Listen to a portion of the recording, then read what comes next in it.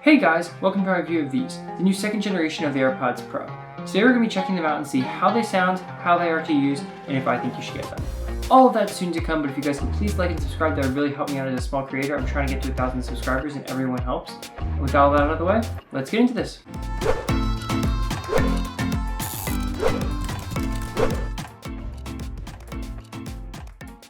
Okay, so let's get into this.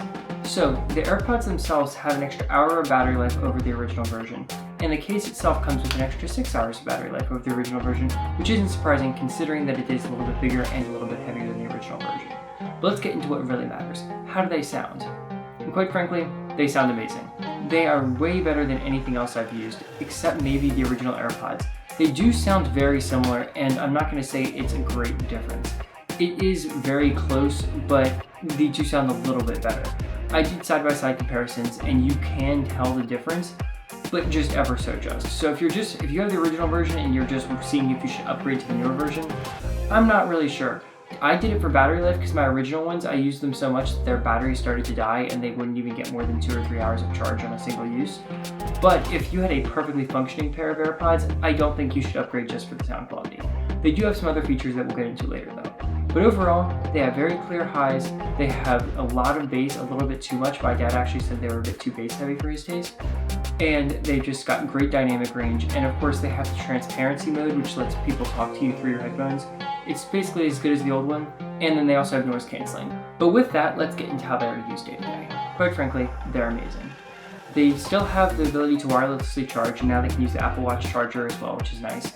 And they have the original lightning port on the bottom. They've now added actually a speaker on the bottom of the case, so if you lose them, you can play a sound out of it. They also come with an extra ear tip size, so if your ears are really small, there's now an extra small size. Mine still work perfectly fine with the default ones, so I didn't really take any advantage from this, but if you have small ears, this could be a nice feature for you. One new feature which is cool is they now have the ability to change the volume by sliding your finger up and down the headphone stem. So this does allow you to not only pause, play, and skip, but now also change volume, which is cool, and they still have the ability to hold and go from transparency to noise cancelling and all that. They have spatial audio still, but I never really found this very useful. It's just kind of weird and acts as if there's a band in front of you, but I don't know why you would really want that unless you're doing something like maybe VR related. And of course, they still have Apple's magical Bluetooth pairing process, which is just so much easier than anything else I've used. I'm not saying the other ones are bad, and it doesn't necessarily do a whole lot. It probably saves you an extra 30 seconds, but just to have them, when you first get them, open them up, put them near your phone, and instantly pair is a really cool touch. Something that is nice that seems to be new to these versions is they have the ability to actually tell you if your ear tips are the correct size. So you can put them in, press test, and it'll give you a test and tell you whether or not they fit correctly. Okay, but now let's get into this. Are they actually worth an improvement over the original version? They do have some cool features, like the ability to put a lanyard loop through there, or the ability to play Find My iPhone sounds out of the case itself, which, I mean, it's cool, but the ability to charge with an Apple Watch charger, and then the increased battery life is what I really cared about and why I bothered upgrading. But you gotta keep in mind, those are pretty much the benefits you're getting. It's not gonna be anything crazy new and crazy better. It's just some marginal improvements. It's a second generation, but it's nothing groundbreaking. So don't expect that. If you go into it knowing what you're getting, I don't think you'll be disappointed at all. But I don't want you to go into it thinking they're gonna be sound incredibly better or something of that nature, because they really just won't. It won't change the experience, but it will make the experience a little bit better.